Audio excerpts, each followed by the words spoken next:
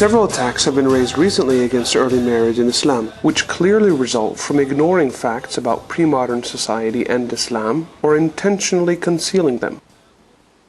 One such claim is that Islam's age of consent was relatively low in history. First of all, early procreation was a necessity for human survival. Lifespan ranged from 20 to 30 years due to high death rates. Even until the 18th century, 8 children were still needed by each fertile wife just to maintain the population. Also, sexual attraction accompanies puberty, which genetically ranges from ages 7 to 13 in women. So whether one believes this instinct resulted from evolution or part of God's plan, procreation after puberty in history is natural and acceptable. According to the Journal of Psychology and Human Sexuality, the age of consent throughout history usually coincided with the age of puberty, with the absolute minimum at 7. Both that journal and Encyclopedia Britannica state that the age of consent laws were passed from Roman law to the Church to English common law, which states, between 7 years in puberty there could be consent but not consummation until puberty, with no parental consent required from the age of 12. This was confirmed in 1877 by the U.S. Supreme Court. Even today, 6 states and the District of Columbia allow this common law marriage, and such marriages are then constitutionally recognized in all 50 states. Marriage as early as 7, which was considered the age of reason, or directly after puberty, was the norm for the vast majority of all human society even until the 19th century. 1300 years earlier, Islam's minimum of 9 was 2 years higher and also added the protection of requiring parental consent even after age 12. As a result, not only was Islam's age of consent higher than all pre-modern law, it also added the protection of requiring parental consent after age 12. The second claim is that Islam allowed marriage at puberty in pre-modern times, which caused psychological harm because puberty was too young to give informed consent.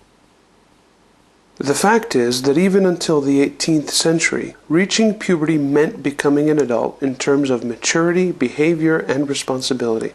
As stated in the Journal of Social History, Online Etymology Dictionary, Journal of Marriage and the Family, and numerous academic references. Children face the daily struggle for physical and economic survival, and while this type of environmental stress actually causes puberty at a younger age, it's proven to have also speeded psychological maturity. This maturity helped in coping with the responsibilities of early marriage and childbearing. These responsibilities were indeed valued by society, including the most important founding father of the United States, Benjamin Franklin. It was only in the industrial mid-18th century that psychological maturity started to delay, due to side effects that are proven to delay maturity, such as increasing comforts of life, diminished parental guidance, and that children remain children longer to complete their education.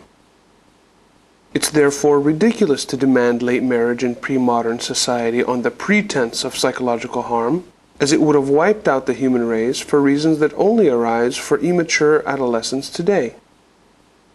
Since psychological maturity and adulthood were reached at puberty in pre-modern times, it's also naive to slander early marriage in history as child sexual abuse, the engagement of a child in sexual activities which the child is unprepared for developmentally and can't give informed consent, or pedophilia, the sexual attraction towards prepubescent children. As a result, early procreation was psychologically appropriate and even a valued benefit to society. The third claim is that Islam allowed procreation at puberty in pre-modern times, which was more dangerous to the younger mothers. This attack cites a UNFPA study, but conceals that the study was for 2 contemporary impoverished nations, and that almost all of these deaths are preventable simply by providing access and transportation to hospitals. The International Journal of Epidemiology states, studies implicate poverty, not maternal age, as the real threat to maternal and infant welfare. In pre-modern times, the high risk of childbirth, due to lack of medical knowledge and hygiene, affected all women regardless of age. In fact, early procreation was a genetically superior trait for population growth in pre-modern times, for two reasons. First, women who have puberty earlier have children who grow up faster and weigh more. Second, life history theory states that in a less stable environment, natural selection will favor individuals that reproduce earlier within a population. As a result, early procreation was not harmful, but beneficial to newborns and genetics. The fourth claim is that Islam allows marriage at puberty in modern times, which causes sexual and psychological harm. First of all, it's untrue that Islamic age of consent is lower in modern times compared to other laws. For example, the US and other countries currently allow marriage well under the age of 16 with pregnancy or parental or court approval. 17 Islamic countries have age of consent ranging from 15 to 18 years with parental consent, which was raised specifically as an implementation of Islamic law. In fact, because of the contemporary delay in maturity, marriage at puberty today would violate 6 basic Islamic rules. First, rushd, psychological maturity or prudent judgment, is required before marriage. Second, no one should harm anyone else. Third, people's best interest must be observed. Fourth, no one should bear any burden beyond their capacity. Fifth, governments and guardians are entrusted to act correctly. Sixth, compliance to urf, new social norms that are considered good. Secondly, it's untrue that Islamic marital law results in more harm in modern times compared to other laws. In fact, the Islamic requirement of marriage provides to every sexual relationship and its potential offspring the benefits of faithfulness, emotional support, mutual trust, commitment, parental guidance, and wide social support. In addition, with a slightly lower average age of marriage, Islamic countries benefit from the early marriage mentality, which is proven to result in psychological maturity at a relatively younger age. On the other hand, non-Islamic societies permit and condone sexual activities years before psychological maturity and the legal age of marriage, which causes devastating sexual harm to adolescents, such as the following current US statistics.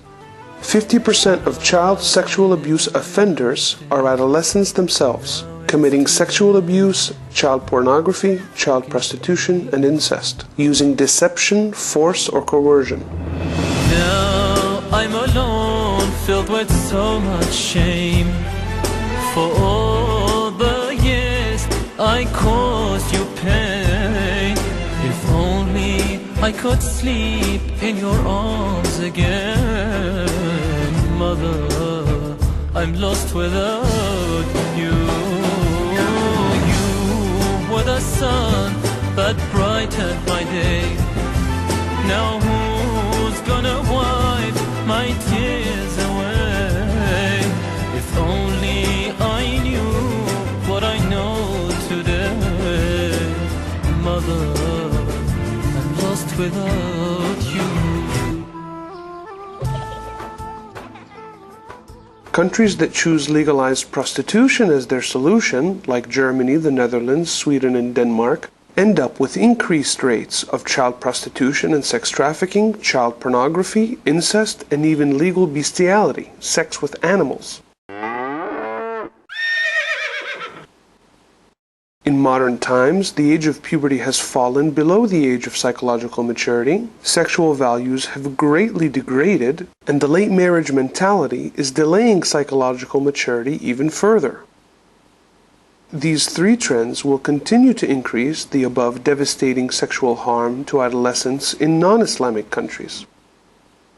While extremely rare cases of marriage at puberty in Afghanistan's countryside are exploited to attack all Muslims, it must be noted that even in Islamic countries that have not yet officially raised the minimum age of consent, they have done so in practice. Otherwise, Islam's critics would have publicized more than just a few cases from some isolated tent villages. More importantly, even such Islamic countries don't have any of the sexual atrocities that are documented at alarmingly high ratios in the same countries attacking Islam. As a result, Islam's flexible marital law provides far better protection than contemporary laws by prohibiting sexual activities prior to psychological maturity and then marriage. In conclusion, Islam responsibly channels sexual instincts through marriage, with the prior condition of psychological maturity. And contrary to claims of improved morality, non-Islamic laws have alarmingly driven child sexual abuse and psychological harm to epidemic proportions. Therefore, when such attacks against Islam are analyzed impartially, they reveal the perfect applicability of Islam's solution from the 7th century until today, and the utter failure of any other system to provide any protection whatsoever to society's youth. At best, these attacks are also found to be irresponsibly superficial due to the seriousness of this issue.